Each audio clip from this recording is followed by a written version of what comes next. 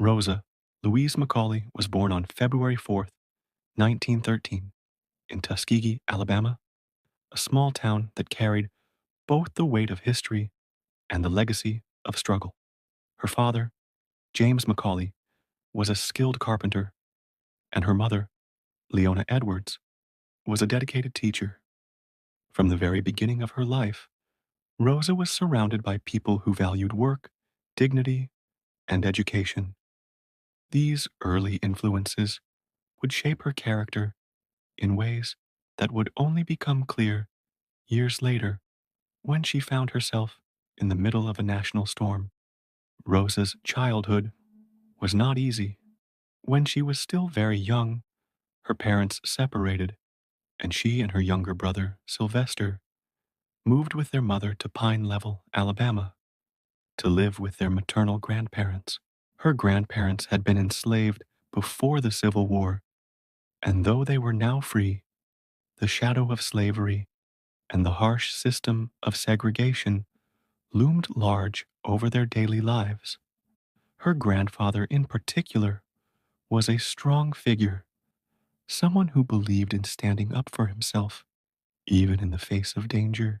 Rosa later recalled how he would sit on the porch with a shotgun at night when the Ku Klux Klan marched through their community, a silent but firm act of resistance. These experiences left a deep mark on her, teaching her both the reality of fear and the importance of courage. Life in Pine Level exposed Rosa to the injustices of the Jim Crow South from an early age. Segregation was not just a set of laws, it was a way of life. Schools, restaurants, buses, drinking fountains, hospitals, and even cemeteries were divided by race. White supremacy was enforced not only through law, but through violence and intimidation. Black families like Rosa's lived under constant threat, never knowing when an act of defiance or even simple pride could provoke retaliation. For a young girl, these lessons were harsh, but they also planted in her the seeds of quiet resistance. Despite these difficulties, Rosa's mother placed great importance on education. Leona wanted her children to understand that knowledge was a path to self respect and, potentially, to freedom. Rosa began her education at the Montgomery Industrial School for Girls, a private school run by progressive white women who believed in teaching black girls discipline, practical skills, and Christian values. The school emphasized the idea that all people deserved respect, a radical notion in the South at the time. For Rosa, this environment was both inspiring and protective, giving her a sense of self-worth that the outside world constantly tried to strip away. But education was not always easily accessible. The school was often under attack by the white community because it challenged the norms of segregation. White citizens resented the idea of black children being taught to see themselves as equals. Despite this hostility, Rosa thrived at the industrial school, absorbing the values of dignity and perseverance that her teachers instilled. Later, she attended Booker T. Washington High School in Montgomery. For a time, she pursued her education with determination, hoping to one day rise above the limitations that society placed on her because of her race and gender. However, life's circumstances intervened. When Rosa's grandmother and mother fell ill, she was forced to leave school at the age of 16 to care for them. It was a difficult choice, but family responsibilities came first. For many African American children of her time, leaving school early was common due to poverty or family needs. Yet Rosa never gave up on her dream of education. Several years later, she returned to complete her high school diploma, something very few black women of her era achieved. That accomplishment brought her pride and strengthened her belief that persistence could overcome obstacles. As Rosa grew older, she became increasingly aware of the harshness of the world around her. Riding buses in Montgomery was a daily reminder of her second class status. She, like every other black passenger, was required to enter through the front door, pay the fare, then step off the bus and re enter through the back door to sit in the segregated section. Many times, drivers would pull away before the passengers could get back on, leaving them stranded despite having paid. Rosa experienced this indignity more than once, and the bitterness of such treatment stayed with her. One driver in particular stood out in her memory, James Blake. Years before the fateful night of December 1955, Blake had humiliated Rosa by ordering her off his bus when she refused to comply quickly enough with his demands. That encounter remained etched in her memory as a reminder of the cruelty of the system. It also prepared her, unknowingly, for the day when she would finally refuse to bend. By the early 1930s, Rosa's life took a new turn. At the age of 19, she married Raymond Parks, a barber who was not only skilled at his trade, but also deeply involved in civil rights activism. Raymond was known for his courage, particularly his willingness to support causes that many others avoided out of fear. He had been active in the defense of the Scottsboro Boys, 9 young black men falsely accused of raping 2 white women in Alabama in 1931. The case had gained national attention, and the harsh injustice of it left a lasting impression on both Raymond and Rosa. Through Raymond, Rosa became more connected to the world of organized activism, and their marriage was not just a partnership of love, but also of shared ideals. Rosa found in Raymond source of encouragement to think critically about her position in society and to take an active role in changing it. He supported her desire to complete her education and urged her to stand firm in her beliefs. The two of them would often discuss racial issues and the injustices faced by their community. These conversations helped sharpen Rosa's awareness and laid the foundation for the activism that would later define her life. By the time Rosa entered her 20s and 30s, Montgomery was still deeply segregated, but winds of change were beginning to stir. The National Association for the Advancement of Colored People, NAACP, had established a chapter in the city, and activists were quietly but persistently working to challenge the structures of oppression. Rosa eventually joined the NAACP and became the secretary of the Montgomery branch. Her role required her to document complaints, organize meetings, and correspond with national leaders.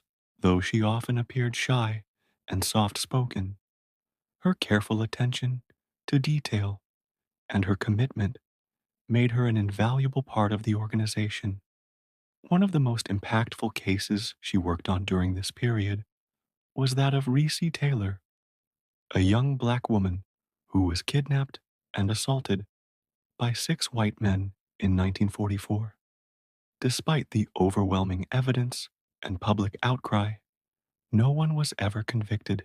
Rosa traveled to investigate the case and helped bring national attention to it, organizing support and exposing the deep injustice of the system.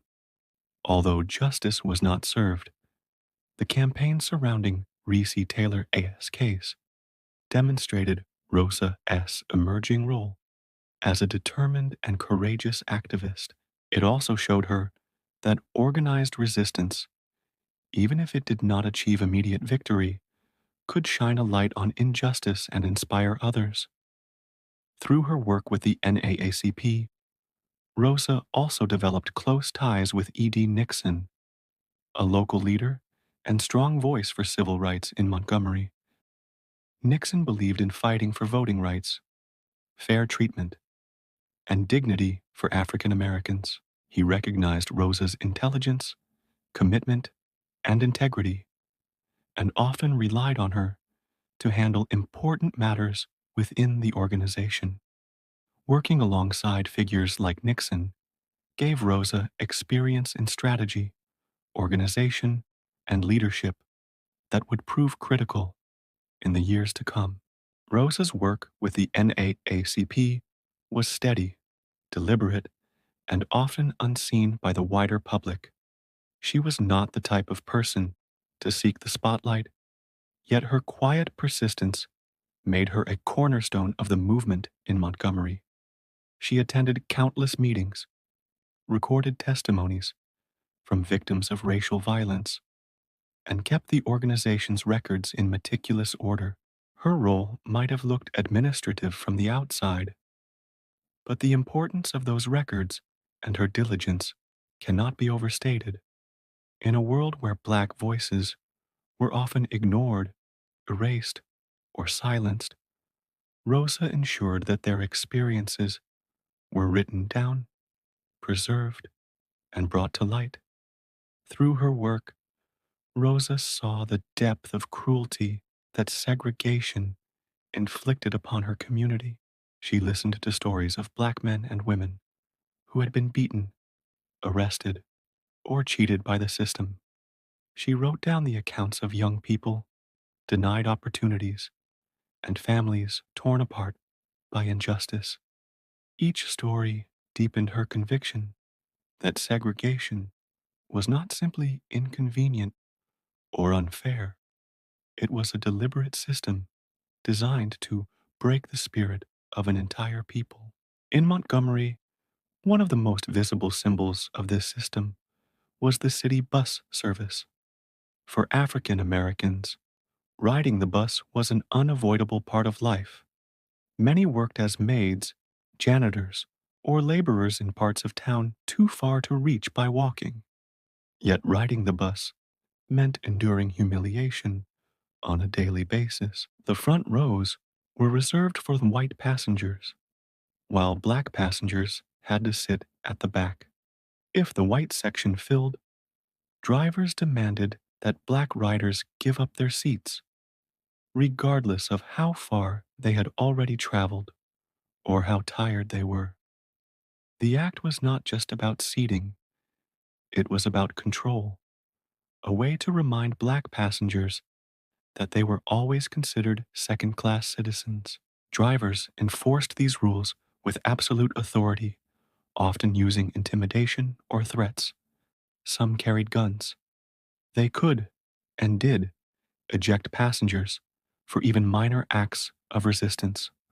For Rosa and countless others, bus rides became a daily reminder of their place in the racial hierarchy. She once described how degrading it felt to pay at the front, step off the bus to re enter through the back, only to have the bus pull away and leave her standing in the street. Such acts were common, and they were meant to send a clear message: you do not belong. James Blake, a white bus driver, became particularly notorious in Rosa's life. In 1943, more than a decade before her famous act of defiance, Rosa had boarded Blake's bus and paid her fare at the front. When he ordered her to step off and re enter through the back, she refused, choosing instead to walk directly to her seat through the white section. Blake grabbed her by the arm and forced her off the bus. Humiliated but unbroken, Rosa vowed never to ride his bus again. Yet fate would later bring them together once more, on a night that changed history. By the mid 1950s, Rosa was in her early 40s. She worked as a seamstress at a Montgomery department store, often spending long hours on her feet. In addition to her job, she continued her work with the NAACP and had recently attended training sessions at the Highlander Folk School in Tennessee. a place where activists gathered to discuss strategies for fighting segregation. The experience broadened her understanding of organized resistance and confirmed her belief that change was possible if enough people stood together. The broader context of the time was also shifting. Across the United States, the fight for civil rights was gaining momentum. In 1954, the Supreme Court had issued its landmark decision in Brown v. Board of Education, declaring that racial segregation in public schools was unconstitutional. The ruling gave hope to many African Americans, but in the South, white resistance was fierce. Local governments and communities dug in their heels, determined to maintain the old system. The air was thick with both hope and tension, and Rosa, like many others, could sense that change was coming, though it would not come easily. On the evening of December 1st, 1955, Rosa Parks finished her work shift and boarded a bus in downtown Montgomery. She was tired, but this was nothing unusual. At 42 years old, she had spent her life working hard and enduring the weight of daily discrimination. She paid her fare and sat in the first row of the colored section, directly behind the seats reserved for white passengers. As the bus continued its route, more passengers boarded. Eventually, the white section filled. James Blake, the very driver who had humiliated her years earlier, was at the wheel that night. He looked back and noticed that a white man was standing, while Rosa and three other black passengers were sitting in the row directly behind the white section. Blake ordered all four to give up their seats so that the white man could sit. Three of the passengers reluctantly stood and moved. Rosa did not. She shifted slightly toward the window but remained seated. Blake demanded that she stand. Rosa quietly refused. Later, she explained that her decision was not because she was physically tired, though she had worked all day, but because she was tired of giving in. Blake threatened to call the police. Rosa remained calm and told him he could do what he had to do. The driver stepped off the bus, returned with officers, and Rosa was arrested. She was charged with violating Montgomery's segregation laws. Her quiet defiance transformed into a so-called crime. That night, as she sat in custody, Rosa Parks could not have fully predicted what her action would spark. Yet her arrest sent shockwaves through Montgomery's black community. For years, they had endured humiliation in silence, but Rosa's simple act of courage lit a fire that had been waiting to burn. Community leaders like E.D. Nixon recognized the significance of the moment. Rosa Parks was not a random person who happened to resist. She was known, respected, and deeply involved in the struggle. Her reputation for dignity and honesty made her the perfect figure around whom the community could rally. Word spread quickly. Activists began organizing, discussing the possibility of a citywide protest. Within days, the Montgomery Bus Boycott was born, an event that would not only transform the city, but also launch the modern civil rights movement into national and international prominence. At that moment, however, Rosa Parks was simply a woman who had had enough. Her refusal to give up her seat was not a loud or dramatic gesture, but a quiet act of defiance rooted in years of struggle, observation, and conviction. It was the culmination of her life experiences, her childhood under Jim Crow, the lessons of her grandparents, the encouragement of her husband, her years of NAACP work, and her countless humiliations on Montgomery buses. When she said no, she was speaking not just for herself, but for generations who had been told to stay silent. Her arrest on December 1st, 1955, marked the end of one chapter in her life and the beginning of another. The world would soon come to know her as the woman whose simple act of resistance helped ignite a movement that changed America forever.